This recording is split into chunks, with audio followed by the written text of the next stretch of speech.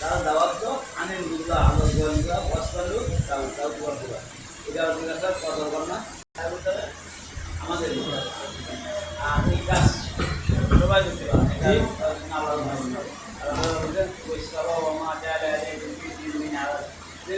আমাদের বাধাই করে আল্লাহ যদি বাধাই করে মাটি যদি ভালো হলে আপনি কাজ